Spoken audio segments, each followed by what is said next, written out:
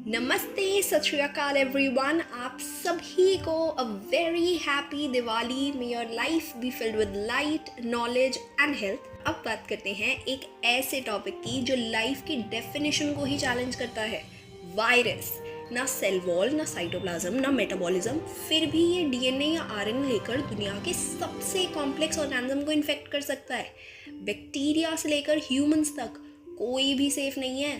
इस वीडियो में हम समझेंगे वायरस का स्ट्रक्चर और टाइप्स, डीएनए और आरएनए वायरसेस, वायरॉइड्स और प्राइम्स जैसे इन्फेक्शियस एजेंट्स। तो चलो शुरू करते हैं और डीकोड करते हैं the border line between living and non living viruses.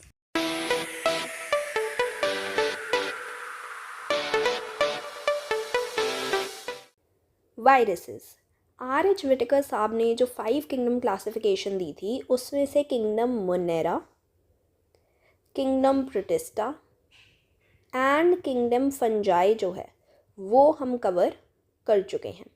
इसके अलावा हमारे पास आते हैं kingdom Plantae and kingdom animalia, जो दोनों जो हैं इनके हमारे पास अलग से चैप्टर्स हैं एनसीईआरटी में, प्लांट किंगडम और एनिमल किंगडम के नाम से, राइट। तो ये हम डिटेल में उन्हीं चैप्टर्स में कवर करेंगे। ऑल्दो मैंने एक छोटा सा ओवरव्यू अगर आप कहना चाहो तो वायरस के बाद भी दे दिया है आपको। आर.एच. विटेकर जो हैं वो वायरस को कहीं भी इन 5 किंगडम में से नहीं डाल पाए थे, है ना, ये तो हम सबको पता है। तो वायरसेस जो हैं, इसीलिए हमने फिर 6 किंगडम क्लासिफिकेशन कार्ल वूज ने निकाली थी, है ना। लेकिन वायरसेस, वायरॉइड्स, प्रायॉन्स, इनको कहाँ डालें ये कभी किसी को समझ नहीं आया। तो आज हम इन्हीं, ये जो अलग से बच गए हैं, इनके बारे में पढ़ने वाले हैं कि भैया ये लिविंग भी हैं या नॉन लिविंग हैं, ये भी नहीं पता चल रहा है हमें, तो है ना, बीच में अटके हुए हैं ये। तो आज हम पढ़ेंगे वायरसेस के बारे में। वायरस का अगर आप लिटरल मीनिंग देखोगे तो लिटरल मीनिंग इसका होता है वेनम, ठीक है। Also it is a cellular. A cellular है तो आप कैसे बोल सकते हो कि ये लिविंग है? आप बोल ही नहीं पाते हो कि ये लिविंग है। एनर्जी स्टोर नहीं करता है, रेस्पिरेशन शो नहीं करते हैं वायरसेस, कैसे बोलोगे कि आप ये सब लिविंग है ना। इनको 5 किंगडम क्लासिफिकेशन में कहीं जगह नहीं मिली है। वायरसेस जो है वो क्रिस्टलाइज हो जाते हैं and they can not work outside the body of the host. तो होस्ट बॉडी के बाहर जो इनर्ट क्रिस्टलाइन पार्टिकल होगा वायरस का, उसको हम बोलते हैं वायरॉइन, ठीक है जी। वायरॉइड अलग है, viroid is inert crystalline particle outside the host body. तो वायरस जो कि आउटसाइड द होस्ट बॉडी है और क्रिस्टलाइन फॉर्म में चला गया है, इनर्ट है, मतलब कुछ कॉज नहीं कर रहा है, कोई दिक्कत नहीं दे रहा है, ठीक है। बाहर वैसे का वैसे ही है, कुछ भी इधर से उधर कुछ नहीं कर रहा है वो, दैट इज कॉल्ड वायरॉइन, ठीक है। और वायरस जो होते हैं, दीज आर ऑब्लिगेट पैरासाइट्स, यानी कि ये सिर्फ होस्ट बॉडी के अंदर रहते हैं। पैरासाइट लिखना है हमें, ठीक है। होस्ट बॉडी के अंदर रहेंगे और उसी में काम कर पाएंगे। अगर होस्ट बॉडी इनको नहीं मिलेगी, पैरासिटिक बिहेवियर शो नहीं करेंगे, तो ये जिंदा ही नहीं रह पाएंगे। फैकल्टेटिव नहीं है, ऑब्लिगेट पैरासाइट्स हैं, ठीक है। और कैसे कंप्लीट करते हैं ये अपनी life cycle? After entering the host cell और होस्ट बॉडी। अगर डिस्कवरी की हम बात करें तो 3 साइंटिस्ट हैं, उन्होंने हमें वायरस की डिस्कवरी करने में हेल्प करी। वन वॉज दिमित्री एवनॉस्की इन 1892। इन्होंने ऑब्जर्व किया था एक इन्फेक्शियस पार्टिकल जो कि बैक्टीरिया का फिल्टर क्रॉस कर सकता है। उन्होंने ग्रो किया लैब में बैक्टीरिया, है ना, उसको उन्होंने फ़िल्टर से पास किया, जिसमें कि सिर्फ बैक्टीरिया रह जाना चाहिए, बाकी सब पास हो जाना चाहिए। उस बैक्टीरियल फिल्टर में कुछ और भी था इन्फेक्शियस पार्टिकल। तो ये देखा दिमित्री इवानोस्की ने 1892 में। फिर 1898 में M.W. विजनेक ने क्या देखा कि इन्फेक्शियस फ्लूइड अगर आप इन्फेक्टेड टोबैको प्लांट से नॉर्मल प्लांट्स में डालोगे तो वो भी इन्फेक्ट हो सकते हैं। तो इन्होंने इसको नाम दिया कंटेजियम वाइवम फ्लूइडम, मतलब कि एक इन्फेक्शियस फ्लूइड है ये। ऑल्सो उन्होंने ही ये टर्म कॉइन करी थी, वायरस, जिसके नाम से आज हम इन सबको जानते हैं। उसके बाद इवेंचुअली W.M. स्टैनली ने 1935 में हमारे पास crystalline form of TMV which is tobacco mosaic virus जो है उसको एक्सट्रैक्ट कर लिया था प्लांट से। तो eventually you could observe TMV और टोबैको मोज़ैक वायरस। अगर आप वायरस के स्ट्रक्चर के बारे में बात करोगे तो एक्चुअल में क्या होता है, दो चीज़ें होती हैं। एक तो इसके पास होगा प्रोटीन कोट और उसके अंदर फिर होगा न्यूक्लिक एसिड, ठीक है। अब प्रोटीन कोट को हम बोलते हैं कैप्सिड। ये जो है दो तरीके का हो सकता है, या तो हेलिकल हो सकता है ऐसे करके स्पाइरल सा सिलेंड्रिकल एंड हेलिकल प्रोटीन, जो कि आपको टोबैको मोज़ैक वायरस में देखने को मिलता है, या पॉलीहेड्रल हो सकता है। हेक्सागन शेप देख रहे हो ये आप बैक्टीरियोफाज की। Bacteriophage are those viruses that infect bacteria,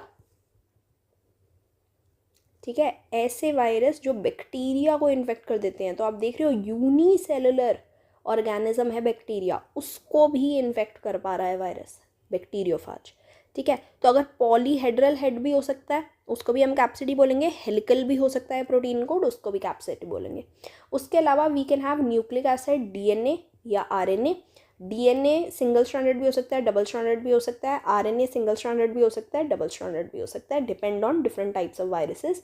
दोनों न्यूक्लिक एसिड प्रेजेंट नहीं होंगे, या तो डीएनए प्रेजेंट होगा या आरएनए प्रेजेंट होगा, ये ध्यान रखना है, ठीक है।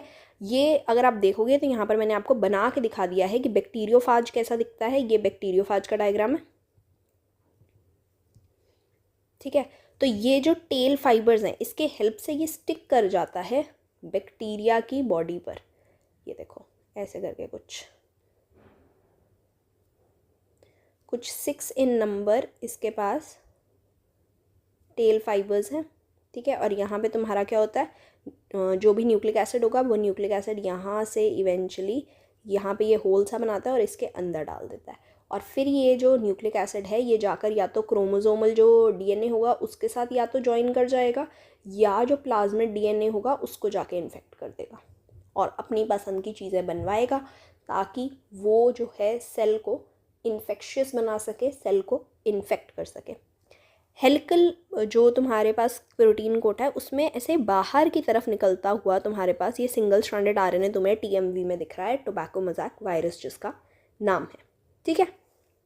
चलो next we move on to कि वायरस की जो लाइफ साइकिल होती है वो कैसे होती है। दो टाइप की लाइफ साइकिल शो करता है, या तो लिटिक हो सकती है इसकी लाइफ साइकिल, या लाइसोजेनिक हो सकती है। लिटिक होगी तो ये क्या करेगा, सीधा बैक्टीरिया या होस्ट को मार देगा, इमीडिएटली मार देगा, वेट नहीं करेगा। लाइसोजेनिक क्या करते हैं, वो रहते हैं सेल के अंदर, मतलब सेल को अगर एक बार इन्फेक्ट कर दिया तो उसके अंदर वायरस जो है वो चीज़ें बनवाएगा, उससे प्रोटीन्स बनवाएगा और वायरसेस की जनरेशन्स बनवाएगा, है ना। बनवाता रहेगा। जब इनफ जनरेशन उसको लगेंगे कि बन गए या मेरा नंबर बहुत ज़्यादा बढ़ गया है, तब वो सेल को क्या करता है, बर्स्ट करा देता है, किल कर देता है, ताकि वो सारे वायरस जितने भी थाउजेंड्स एंड थाउजेंड्स में उसने वायरसेस जो बनाए थे और वो सब जाके आगे बाकी सब सेल्स को इन्फेक्ट कर सके।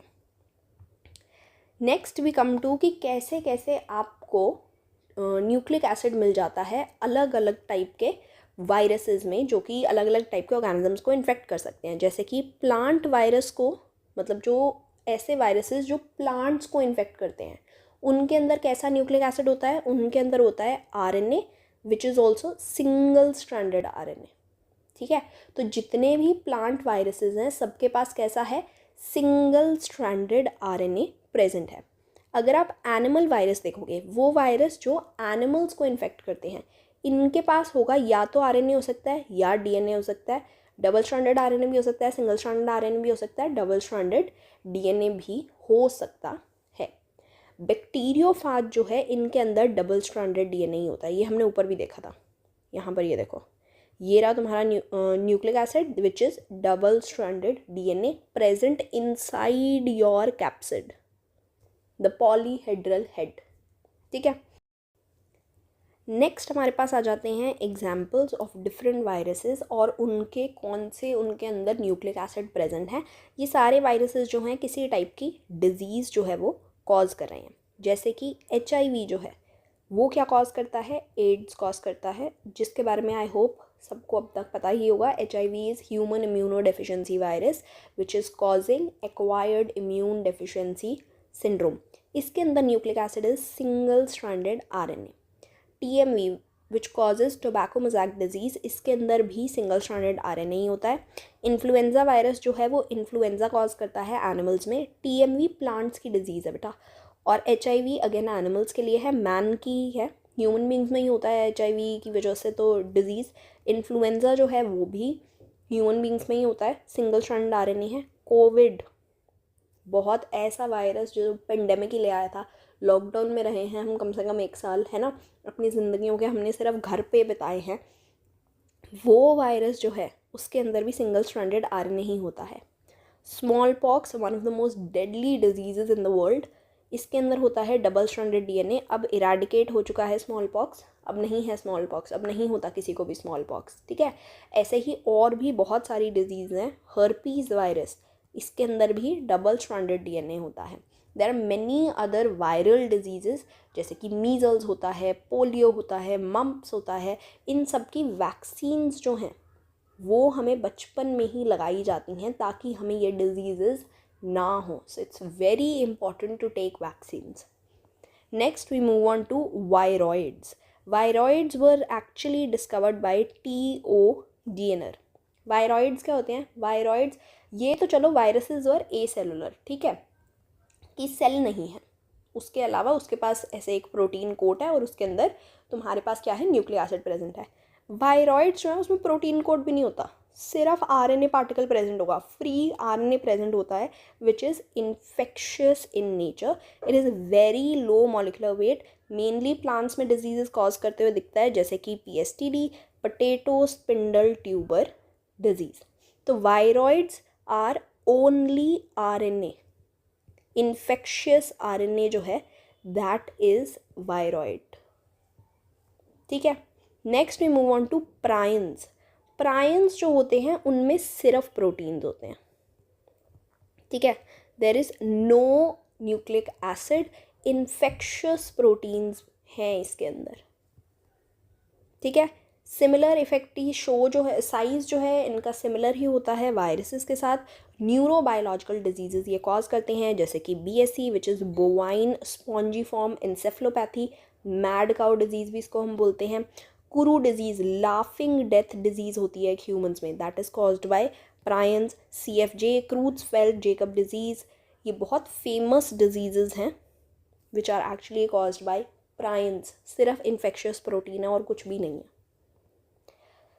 इतना ही था वायरसेस, वायरॉइड्स और प्रायंस में। मैंने तुम्हें कहा था वीडियो की शुरुआत में ही कि हम थोड़ा बहुत एक ओवरव्यू पढ़ लेंगे किंगडम प्लांटे, किंगडम एनिमेलिया, और लाइकन्स और माइकोराइजा के बारे में हमने बात नहीं करी थी डिटेल में। पिछली वीडियोस में हमने ये बात कर ली थी कि वो किसकी एसोसिएशन से बनते हैं, पर हमने डिटेल में नहीं पढ़ा था, तो एक बार उसको भी हम टच कर लेंगे उस टॉपिक को। तो किंगडम प्लांटे में ऑब्वियसली हम सबको पता है सेल वॉल किसकी बनी होती है, सेलुलोज की बनी हुई होती है। ये हमने बायोमोलिक्यूल्स में भी पढ़ लिया है ना, ये तो हम कितनी बार पढ़ चुके हैं। लोकोमोशन नहीं होती है प्लांट्स में, ये भी हमें पता है। न्यूट्रिशन मोस्टली ऑब्वियसली ऑटोट्रॉफिक ही होगा, कुछ पार्शली हेटरोट्रॉफिक या पैरासिटिक प्लांट्स हो सकते हैं। हेटरोट्रॉफिक प्लांट्स जो होते हैं वो नॉर्मली ऑटोट्रॉफिक होते हैं, लेकिन कुछ चीज़ों के लिए, जैसे कि नाइट्रोजन के लिए इंसेक्ट्स पर डिपेंड कर सकते हैं। इंसेक्टिवोरस प्लांट भी हम इनको बोलते हैं, जैसे कि पिचर प्लांट हो गया, वीनस फ्लाई ट्रैप हो गया, ब्लैडरवॉर्ट हो गया। इनके आपने शायद बचपन में स्पेशली इनके बारे में, इंसेक्टिवोरस प्लांट्स के बारे में पढ़ाया जाता है। वीनस फ्लाई ट्रैप क्या होता है, ऐसे करके बना होता है ना। This is actually pitcher plant, ये जो है बंद हो जाएगा जैसे ही इंसेक्ट इसके अंदर आएगा, कुछ स्टिकी सा होता है इसके अंदर, या इस पिक्चर पे लगेगा इंसेक्ट, ये जो है बंद हो जाता है, फिर बंद ही रहता है जब तक ये इंसेक्ट को डाइजेस्ट नहीं कर लेता। वीनस फ्लाई ट्रैप कुछ ऐसे करके बना हुआ होता है, जैसे कोई भी फ्लाई आके यहाँ पर स्टिक करेगी तो ये बंद हो जाएगा। जैसे ही ये बंद हो जाएगा क्या होगा, अंदर ये पूरा डाइजेस्ट कर देता है एंजाइम्स बाहर निकाल के इंसेक्ट को। पैरासिटिक अगर प्लांट की हम बात करेंगे तो there are 2 type of parasitic plants, या तो टोटल पैरासाइट्स हो सकते हैं या पार्शियल पैरासाइट्स हो सकते हैं। जो टोटल पैरासाइट्स होते हैं वो डिपेंड करेंगे वाटर, मिनरल, फूड, हर चीज़ के लिए कंप्लीटली ऑन द योर, वो जो भी तुम्हारा होस्ट होगा इसका, ठीक है। तो एग्जाम्पल इसका होगा कस्क्यूटा, ऑराबैंक, स्ट्रीगा, जिसको हम विच वुड प्लांट भी बोलते हैं, ठीक है। पार्शियल वाले जो होते हैं वो सिर्फ पानी और मिनरल के लिए जो है वो करते हैं, फूड के लिए डिपेंड नहीं करते हैं वो, टोटल वाले फूड के लिए भी डिपेंड करते हैं, पार्शियल वाले फूड के लिए डिपेंड नहीं करते हैं. Example is santalum album. Santalum album is actually sandalwood. तो जो इतनी फ्रेग्रेंट, इतने सारे परफ्यूम्स बनाए जाते हैं सैंडलवुड की हेल्प से, सैंडलवुड की फ्रेग्रेंस इतनी ज़्यादा अच्छी होती है, वो एक्चुअल में एक पार्शियल पैरासिटिक प्लांट है. It's parasite. देख रहे हो कितनी नई नई चीज़ें तो हमें देखने को मिल रही हैं. एनिमेलिया के बारे में तो मुझे लगता है अपने बारे में तो सबको कम से कम पता ही होता है. सब कुछ नहीं तो कुछ तो पता ही है तुम्हें. जैसे कि सेल वॉल नहीं होती है हमारे सेल्स में, पता है हमें. Animal cell versus plant cell पढ़ा चुकी हूँ मैं. ठीक है. न्यूट्रिशन जो है वो होलोजोइक होता है. होलोजोइक न्यूट्रिशन का क्या मतलब है कि आप फूड को इंजेस्ट करेंगे, है ना, आप फूड को डाइजेस्ट करेंगे, आप फूड को एब्जॉर्ब करेंगे, और उसके बाद उसी फूड को आप यूज़ करेंगे एनर्जी प्रोड्यूस करने के लिए, जिसको हम बोलते हैं एसिमिलेट या एसिमिलेशन करना.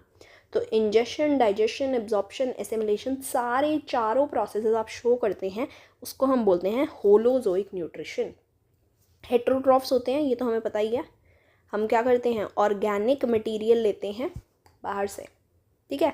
दे show advance sensory and neuro transmitter mechanism. Yes, we all know that.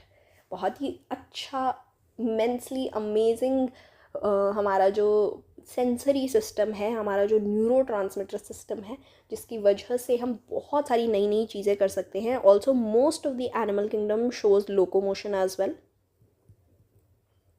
है ना, हम सबको पता है ये. बाकी जो है वो, जो इसके एक्सेप्शंस हैं इन सब चीज़ों के, वो हम पढ़ेंगे एनिमल किंगडम में जम के. ठीक है. बहुत सारे फाइलम्स एनिमल किंगडम में, बहुत सारे एग्जांपल्स, बहुत डिफरेंट तरीके के नए नए ऑर्गेनिजम्स आपको देखने को मिलेंगे एनिमल किंगडम में. तो make sure to watch that video.